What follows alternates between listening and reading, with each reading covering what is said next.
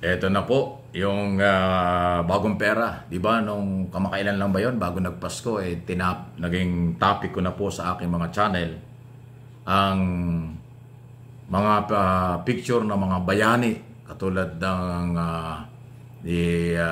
iba pang mga bayani sa ating pera ay tinanggal na.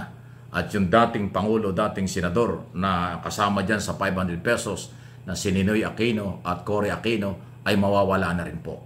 Nawala na po sa bagong pera. Pero hindi daw yun mawawala, nandyan pa rin. Kaya lang sa bagong pera, wala na po. Ito, ipapakita ko sa inyo yung bagong 500 piso. Ayan o, ito na yung bagong 500 piso. 500 pesos na bago. Ayan, wala na ho. Ayan. Kita nyo? Hayop na ho nandito. Ha? Okay, nakapirma na ho si Pangulong Marcos Jr. bilang ang ating Pangulo dito sa 500 pesos. Wala na si Ninoy, wala na rin po si Cory. Okay, huwag kayo magagalit ng mga piklawan, dilawan. Hindi naman daw ganun kadali na ipupull out yan. Nasa merkado pa rin. Makikita pa rin natin yung 500 pesos na nandyan ang mga Aquino doon sa dating pera. Dating 500 piso. Pero sa bagong 500 piso, ito na po yung bago. Ayan ha. Wala na. Dilaw pa rin. Pero wala na. Ayan o. Mga ibon-ibon talaga yung nakalagay na. Ha? Mga ibon na ho nakalagay. At saka mukhang hindi kayang pikehin kasi may laki nito. Oh. Ito, hindi ito mapepeke. Yan, ito. Yan, ito. Itong makintab na ito. Hindi mo mababa. Plastic talaga. Meron pa rito sa likod. Ayan, ito. Kabilaan pala yan. So, hindi ho talaga mapepeke itong ating bagong pera.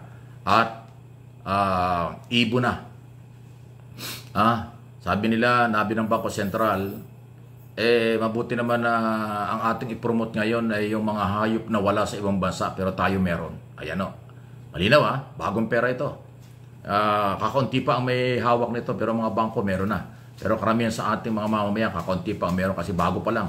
Siguro pag sa susunod na ilang mga 2-3 linggo, kakalat na talaga sa merkado ito. Bagong 500 piso. Okay? At yung sunod naman, bagong 100 pesos. O ayan, ibang-iba na rin po. Ito na yon. O puro hayop, di ba? Kita nyo. Ito na yung bagong 100 pesos.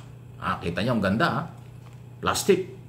International standard na. Sumasama na tayo sa... Kasi sa ibang bansa, ang mga pera parang plastic na rin ang pagkakagawa. Oliver na tinatawag. Di katulad dati na parang papel yung papel. Yung pera natin pag nabasa, napupunit. Ito, kahit na mabasa ng temporary, hindi mo pupunit ka agad yan. Parang hirap nga lang, dahil parang napakanipis. Pagka mga bago, yung 100,000 piso, manipis lang. Hindi katulad ng araw, 100,000 piso, makapal na yon. O 500 piso na 100,000 ang kapal. Pero dahil ito bago, manipis, ayan kabilaan yan. So, hindi mapepeke. Ito na po yung bagong pera natin. Okay? Abangan po ninyo sa merkado. 100 piso. Ayan, kabilaan. Okay? Meron na tayong ganyan Ano masunod? Yung 50 pesos. Ayan. 50 pesos na bago. Ayan, ito na yon. Parang balik na data. Ayan. Ito yung 50 pesos na bago. Ayan, pare-pares yung plastic. Pati yung nakalagay yung Central Bank. Republic of the Philippines. So, hindi ho talaga yan. Hindi talaga mapepeke. Maganda para sa alam niyo dahil meron na nga. Ito, hawak ko na nga. Alam ko maraming gusto makakita nito. Siyempre, dahil bago pa. Lahat naman tayo magkakaroon. Trabaho tayo para magkaroon ng pera. Ano po ito? Ang sarap hawakan. Ibang-iba. Ibang-ibang hawakan. At saka parang itong 100 pesos, 500 pesos, itong mga perang ito, ang sarap hawakan. Ayan manipis lang siya. At ano yan, tawag nito? Matibay ito. Ibig sabihin, hindi basta napupunit. Ayan 500. Ayan 500, 100, at 50 pesos na bago. Na inapruban lang nung bago nagpasko ng Pangulo. Ngayon po ay nasa mga bangko na ito. At kakalat na ng kakalat yan. Wala na si Cory at si Ninoy. At yung ibang mga bayani sa 100, wala na rin. Kung meron naman doon sa 50 pesos, wala na rin. Ayan po, ang mga bagong pera. Sana lahat tayo magkapera. Sana kayo rin magkapera. Yung mga Pilipino, nandito, ito yung pera. Siyempre, pag nasa abroad kayo, iba na ho yung pera. Iba conforme sa foreign currency kung saan kayong bansa. Pero dito, kung nandito ka sa Pilipinas, ito na po yung bagong pera na nasa merkado na at gagamitin natin ngayong taong ito, 2025. Happy New Year po. Sana lahat, sana all, sana magkapera lahat. Ayan, ha? Okay? Hindi po ako nangiinggit, kaya ako pinakita ko lang para lang ebidensya natin na meron ng bagong perang nasa merkado. Eh ako ba naman, paano naman ako makakakuha nito? Hindi naman ako taga-Bangko Sentral. Kaya ako lang, maswerte lang ako at nagkaroon ako nito. Pero siyempre, yan ay pagpapatunay lang ako. Kaya kung pinapakita sa inyo, ay pagpapatunay nga po ito ng bagong pera na atin pong magagamit na at gagamitin sa taong ito. Ayan, ha? So, congratulations sa Bangko Sentral, mga opisyal at mga kawani, dahil ito po ay ginawa nila at tatanggapin ito ng tao. Ito na yung ating magiging opisyal na pera. Wala nang tao. Puro hayop na. Kalikasan at hayop ang nandyan. Iba-iba. Iba-iba po ang mga nandyan. Wala nang tao. Baka magbabago na kasi ilang dekada na, ilang panahon na, puro tao nasa pera. Sabi nga ng iba, mabuti pa ang pera, may tao. Pero ang tao, walang pera. Ito ngayon, wala nang pera, wala nang tao sa pera, puro hayop na. Siguro lahat tayo makakapera na. Di ba? Naniwala ba kayo? Di ba laging sinasabi, mabuti pa yung pera, may tao. Ibig sabihin, may picture na tao yung pera. Kaya mabuti pa rin yung pera, may tao, pero yung mga tao, walang pera. Ngayon, wala nang pera, wala nang tao sa pera, kaya dapat ang mga Pilipino magkapera na.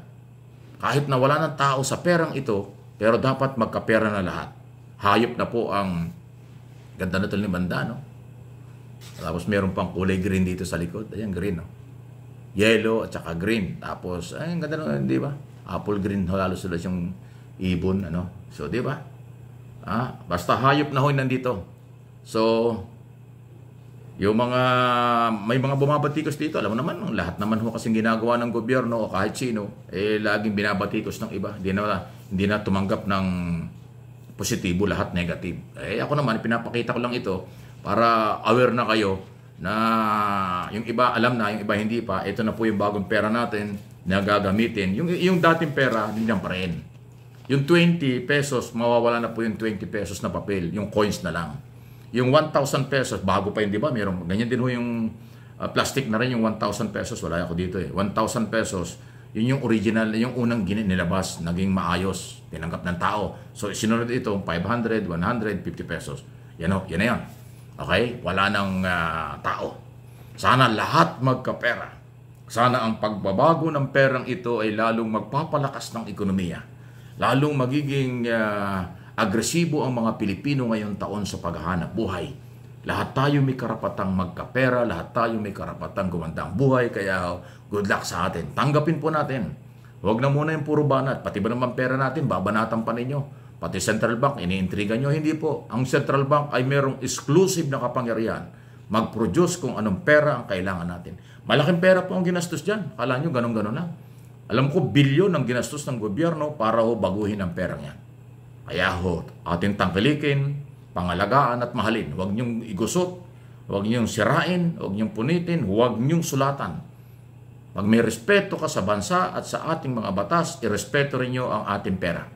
Pangalagaan ang ating pera. Alam niyo sa ibang bansa, hindi dinudumihan ng pera. Hindi nga ginugusot doon sa atin lang, minsan ginugusot. Kasi sinusulatan pa, ginagawa pa, resibo. Huwag naman. Respeto lang.